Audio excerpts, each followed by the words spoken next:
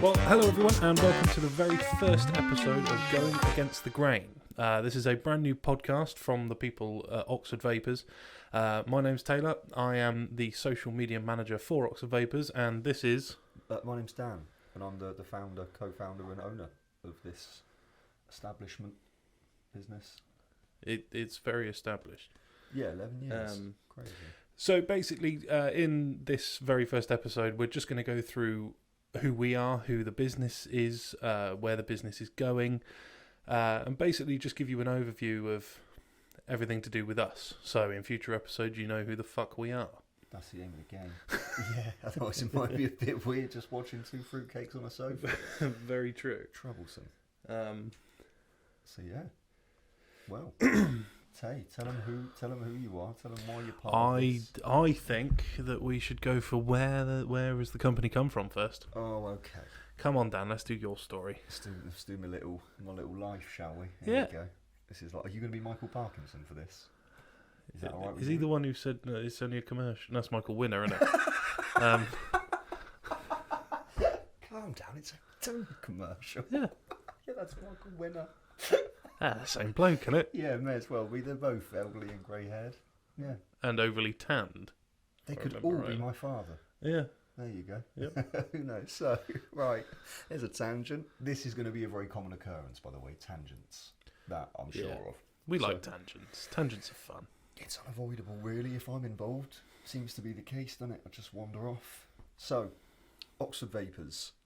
I was 17 years old.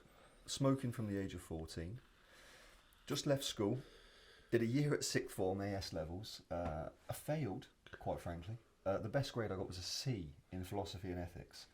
Very apt for you. Very apt, yeah. And then the rest of it was just, quite frankly, useless. So I kind of gave up on the academia route. And my dad was like, what are you going to do? I was like, well, I'm either going to go learn a trade, because I know I could be a plumber or a carpenter, hopefully, even though I'm useless with my hands. Bit of practice, we'll get there. And then I did the Peter Jones Entrepreneurship College course, which was really bad. And then the whole point of the course is that you had to establish a business within 10 months, 9 months, 10 months, and it had to be running by May. So from September, course date starting, established by May. They wouldn't let me do vaping. They were like, number one, what you're doing here is you're promoting smoking on campus. So there's no way you can set up a vaping business for this college course. And I said to them, and by the way, at the time, there was no legal sort of age for vaping. It hadn't actually been regulated. There was zero regulations. But obviously, over 16, we tried to carry on with the same logic as smoking. Try not to consume nicotine if you're under 18, really. Quite frankly, don't in general. But if you have, that's why all this has happened. So my father and I were smoking. I was pretty persistent that commercially, I believed that this was the most logical thing. There were, at the time, 14 million smokers in the UK when I was doing my research, and I was like, well, these little devices have just helped my father and I stop smoking. And my dad had been told that if he doesn't stop smoking, he's dead in 6 months. So his partner gave both him and I a really primitive version of vaping. Do you remember the little cloud sticks light up at the end? No, I'm not as old as you. That's true. That is true. So we're given these devices. I'm a 17-year-old. Oh, fuck it, we're allowed to swear, aren't we? I was a little shitbag. I enjoyed the element of rebellious status behind smoking. I was too poor to do it, but it was just part of my sort of image that I was quite content with, that kind of broke bum. I lived the life that I was in the middle of, and I was quite proud of the image, but got given this little vape and just found myself picking that up rather than cigarettes. I just stopped rolling tobacco, wasn't interested anymore, and then started trying flavours. My first flavour that wasn't tobacco was whiskey, like so random. But yeah, we were just we were so impressed with these devices that after my dad had tried quitting smoking, say 20 times over his life, and all of them had failed. The longest he'd ever gone was like 3 weeks, and then it was just back to smoking again. And the wonderful thing with this is that he didn't want to stop, I didn't want to stop, but we weren't stopping. We were swapping. And it sounds so weird, but even as a kid then, that was my argument to my tutors. I was like, but so you're telling me that you'd rather the solution of just smoking was the only option, or it was very ineffective gum patches, inhalators, you're happy with that being the solution that we currently have in this country. And it's like, well, I quite fancy the chances of this stuff because it's just stopped a 63-year-old man from smoking after trying 20 times. So anyway, November the 18th, my dad's helped me out with the process. There goes a bit of soundproofing. Good. Set's falling apart already. No expense spared. Going against the grain. I'm not even going to bother putting that back up. This is us. There you go. No, it's basically a member of the podcast now. And not the hole in the wall. That symbolises pretty much most individuals just slightly broken. Just slightly broken. Speak for yourself. I will. I'm very broken. That's the big difference. There'd only be one sponge left if it was me. So true. So yeah, my dad said that basically there's this great opportunity in Oxfordshire. There's a place called Cowley. It was the cultural, social, economic equivalent of where we were living in Bournemouth. Never has Cowley been called a great opportunity ever. People said the same thing about Boscombe, but then drug dealers moved in, and that was a cracking opportunity for them. Yeah, the drug dealers are a sign of gentrification. Fucking hell, is that the measuring stick now? Pretty much, mate. Jesus Christ. Well, it's like if you look at the statistics, the bulk of smokers are from very poor social economic backgrounds. Hence why I was a smoker, and it just is the statistics. So my dad's system was, well, when you go up there, look at the pavements, look at the roads. I was like, the fuck are you on about, Dad? Like, you're talking shit. He went, no. Look for how many cigarette butts there are. And I was like, oh, you wizard. You fucking wizard, Harry. Do you know what I mean? He's just... And it was like, well, if you can see there's a shit ton of cigarette butts, logically there's lots of smokers. Now, how many of them can keep affording to pay with the hike in taxes? So even if you want to do it, eventually you can't afford to. So it's like, well, there needs to be an alternative. People have got this vice. We've got it. We want to swap it, not stop it. Boom. And then, 11 years fast forwarded, we've gone through 5 different locations for retail outlets. We were the first company globally to have a same-day vape van delivery service. We've got an e-liquid brand that's been sold in over 14 countries, currently being sold in just the 1 or 2. And it is quite frankly mental. And now we're sat in a broken studio, which is... But it's our broken studio, Dan. That's the difference. Straight. Not stuck in Cowley Centre anymore, bitches.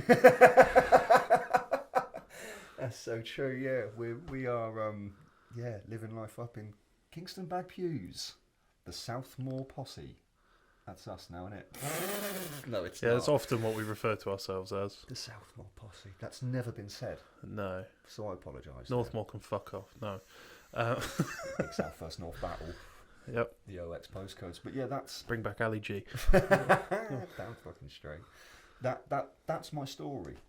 In a very, very messed up, jumbled and almost inaudible way. Taylor, can you better that? No. Of course you can. Give me the goods. No. So yeah, I started smoking, funnily enough, at the same age as Dan, 14. You were 12. I think you said you were 14. First time I ever tried a cigarette was 5, and then I took 5. Yeah, and then I took cigarettes. Fucking about, were you? No. Jesus, my mother said that the one thing I won't raise is a quitter, so I had to start something. Do you know what I mean? That was So 9 years old, I was taking roll-ups into school, stealing them off my mum for about 3 days on the bounce, got caught, and then 12 years old, started smoking weekends, and then by 14 it was daily, and 10 a day, 15 a day. I was sneaking sherbet into school. We had very different childhoods, didn't we? Yeah, a little bit. Yeah, if someone asked for some of that good stuff, it was a rainbow straw. Oh God, they were fantastic though, weren't they? I sold them.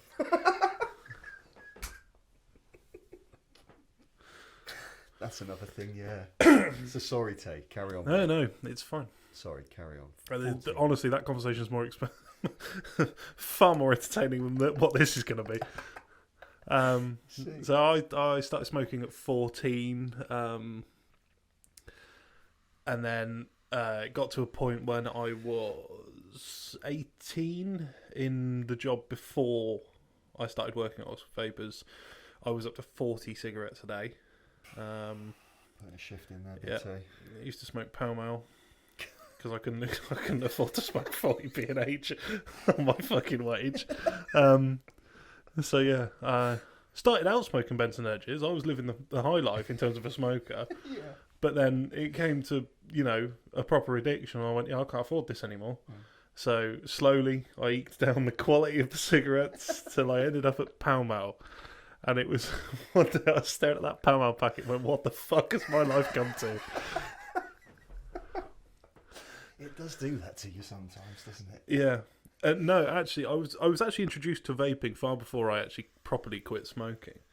A friend of mine, when I was in sixth form, came in with a vape. I still remember what it was, and it was an Evic VTC Mini, if you remember them. Oh my lord, you're going back. That's Joytech, that is. Yeah.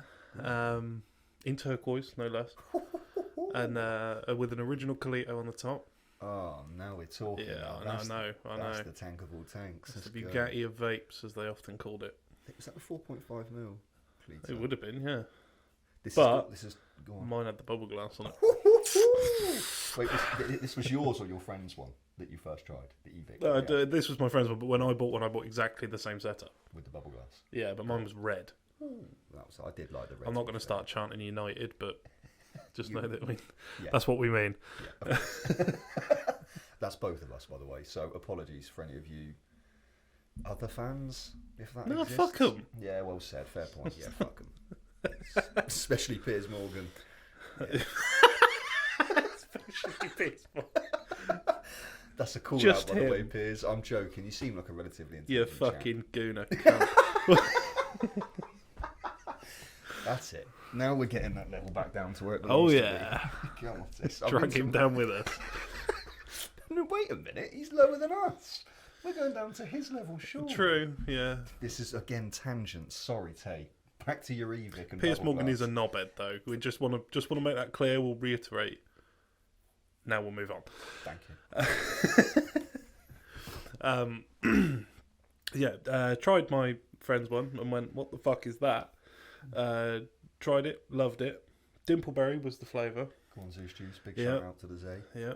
And I think it was the next day. I went into Whitney, down Corn Street, the original shop in Whitney. Yeah, Walked down there and got to the door, and it was closed because it was Thursday. oh, So, shit. for those of you who don't know, we used to shut on Thursdays every single week and would be open every other day. Walked up to the door, and no one was there, and the lights were off. So I went back home again, came back the next day, and then walked upstairs and bought my Evic VTC Mini. The boy, that was it. Did you go Dimple as well? Same juice? Of course. Yeah, same juice. Yeah, and then, a funny story about when I was shopping here, actually. We used to, our old loyalty cards used to be a sticker system. Very much like a coffee shop, where you would get so many and then you'd get a free 10mm or a free 30mm, depending on how many stickers you had. And I had been saving up for a free 30mm. And went in full of excitement, thought, I'm getting my free juice. I'm all over this. I spoke to if you remember her, used to work for us. GDPR, just going to pop that one in there, so I might have to edit that name out, but fair play. Sorry, Abby. Carry on. Yeah, I got served by a person whose name begins with A and ends in Carry on. and traded in my stickers, and she gave me possibly the worst juice I've ever tried. What was it? It was Bunny Boy Blue? No, it was Jack Rabbit. Oh no, poor Jack Rabbit. Jack Rabbit, some fruit twist or something like that. Oh, that. It tasted like AstroTurf. You must. I don't know if this is relatable to anyone other than us two, but you know when you're running down AstroTurf, you trip over and you eat shit. I've only ever done it a couple of times, but you know that taste you get. It's that. That's exactly what it is. Well, I'd just like to point out that taste is subjective, and they not in this case. No. Checking it is. They sold so many bowls. They did really well. Not to me, they didn't. Not to him. Not to Ted. Or to me.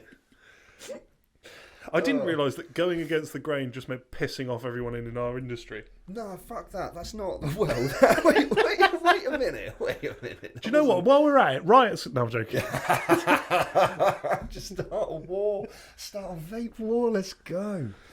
The going against the grain. That's actually... I hadn't even thought of saying... Look at that for a segue. Yeah, there's genuinely a good reason for it. And it will become a lot clearer in future episodes, right? I've always been a bit anti-establishment, I suppose, especially as a youngster and starting the business. And I had one rule. I did 42 days work experience at M&S for this retail BTEC I did. You poor sod. I know, mate. It was god-awful. But I quite enjoyed the experience, and I liked the fact I was working. I was doing something a bit more than just sat in a classroom listening to nonsense. I already felt like I knew, which obviously didn't. Anyway, tangent again.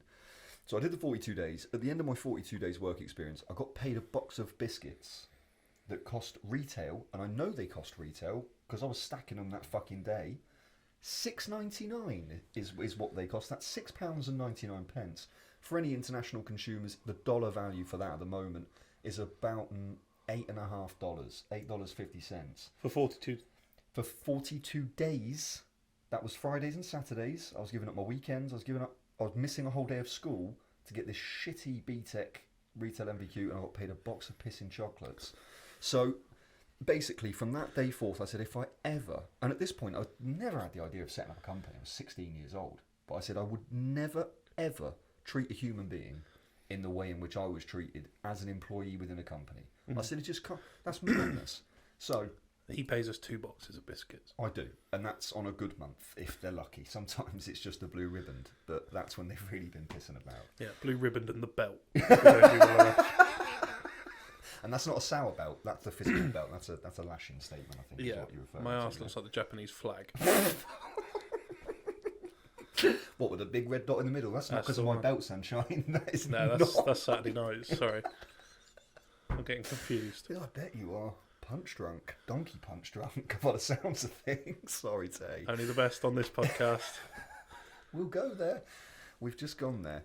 So, anyway, going against the grain, it was like, I kind of fundamentally disagree with a lot of the aspects of commercial enterprise, business in general. I didn't really like the fact that it was just... The idea of someone being an entrepreneur or business owner was such an ego-driven thing for me. And I couldn't stand that. I thought, how can a company be about one individual when it's about what you're trying to do as a service or with a product? It's not about the person. It could be about an experience the person's had, but it ain't about the person, right? That was my thinking. So the going against the grain is that we've been operating as a vaping company now for 10, 11 years, and we are just starting a change, right? Which is, to the best of our knowledge, we don't think any other company's ever done. So, yeah. I think people have sold stuff on Amazon before, Dan. That is true, but not in the way in which, not in the dynamic in which this company's approaching it. Sorry for whacking the mic. It's all right. Yeah, but You knew. It's fine. But that's the going against the grain. I think that it's worth swimming upstream, for want of a better analogy, and that actually going through those shit times and the struggles by pushing yourself, going harder, but trying to do it as a unit and a team. You're not just at work for 8.5 hours a day just to do the shit for you and then go home. Or if you are, I feel like you're going to limit what the potential is. So if I can create an environment that offers more than that, going against the bloody grain, Tay. How about that for fucking boring for about a minute and a half? Sorry, mate. That's all right. It'll be cut. Please. As it deserves to be. As I'll realise in 9 months' time, the fucking company's liquidated. And we're And all we've got for company is that fucking square. Right. Me just clinging onto the wall for dear life. Yeah. Please, company, no. Yeah. So anyway, that's the going against the grain. But yeah, so what was this juice? Oh yeah, the Jack Rabbit. That was it. Yeah. I would like to say, though, that Jack Rabbit do produce nice flavours. Oh god, yeah. This just wasn't one of them. And I was quite upset with that, I'm not going to lie, and I don't know if I've actually forgiven the employee to this day. I still have a little bit of a grudge against it. That was my free juice, and she ruined it. But I still work for the company.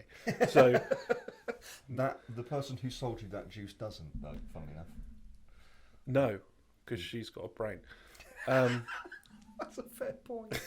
I can't debate that, can I? So I then, in my working life, I went and worked as the head of hospitality for a publishing firm in Oxfordshire, and then got fired for a bullshit reason. Do you want to know the reason? Actually, I've never said that. Do you want to know the reason I got fired? If I'm not mistaken, I think you have. Were you doing 3 hours or 4 hours extra of washing up knives and forks and plates? That's it. And the next day, well, go on. I'll let you. So on my first day, I was taking so basically I didn't go through a normal interview process because I was recommended by the previous person who did this role, so head of hospitality, and so she was a friend of mine and she recommended me for the job role. So I was basically given it on the spot, more or less. And on my first day, basically I was responsible, because it wasn't a massive firm in terms of the hospitality side of it. It was very much a traditional office with, meeting rooms and knobheads. Sounds traditional. I haven't named the company, so I can say what I like. Because there wasn't that much, I was responsible for a lot more than a head of a department would normally be in terms of the grunt work. So if a meeting would finish and I would take, cups and saucers and all this sort of shit, I would then have the responsibility of washing it up.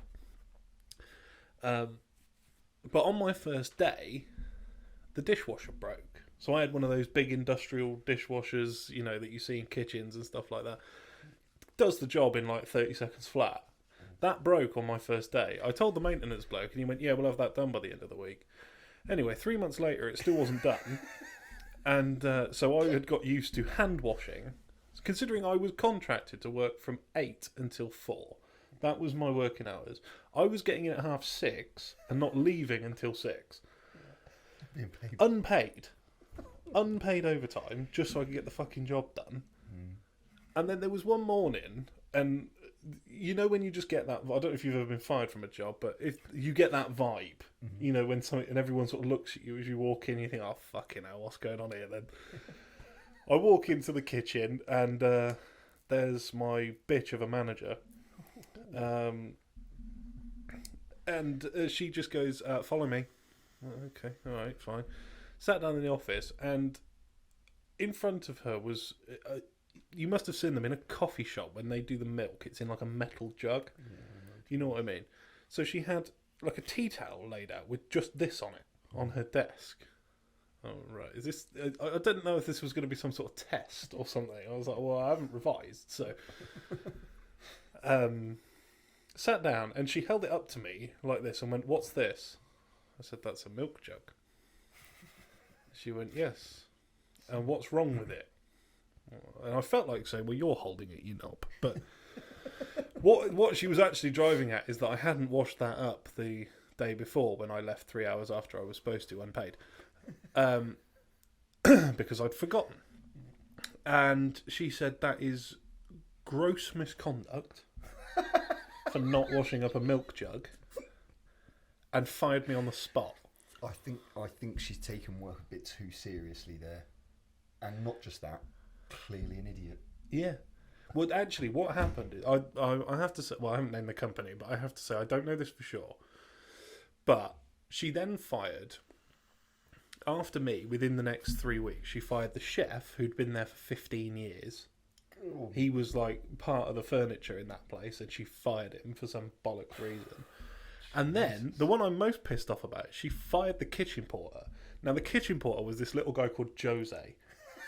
Hey, not Jose. No, Jose. Jose. You have to be careful with that, because he's a bit bitey. No, he's not. And he was the happiest man I've ever met. He used to work. He worked 3 jobs. I think he was from the Philippines, from memory.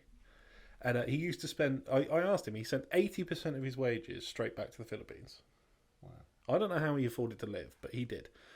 And he was the happiest man on earth. And I remember you'd walk into the kitchen and he'd be over the other end pot washing and things like that. And you'd just hear, like that. And that was his laugh. And it used to just brighten up your day. Some people got annoyed by it, but they were quite sad. What was he laughing at? himself, something he thought of. Oh, wow. Yeah, he's brilliant, mate. He was awesome. No. And she fired him.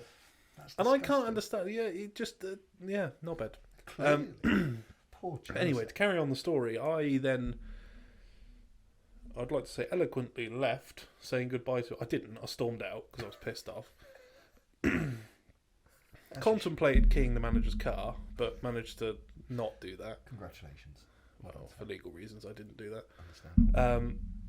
And then thought, I need some nicotine in my system, so I drove straight to Whitney from Kidlington, where this was. Walked into the shop and spoke to Chris, who was the manager of, or one of the managers of Whitney at the time, and explained the situation. I was still in my work. I used to wear a suit to work because, You had to wash stuff in a suit. yeah. Where's the fucking logic there? Well, they just said put an apron on. What the fuck But the was thing this is, place? the aprons were one size fits all. So Jose, who was 4'11" and weighed about 6 stone, had to wear the same apron as me, but it fit him. So you wore a child's bib? But pretty much, yeah. To It stop used your to suit honestly. getting messy. You know those slutty maid costumes? Yeah. Me and them, mate. That's an image I can't get out of my head. Cheers, Dave. Oh, no, you're welcome, mate. It's, Oh, that people was- pay good money for that. Some do. I'm sure.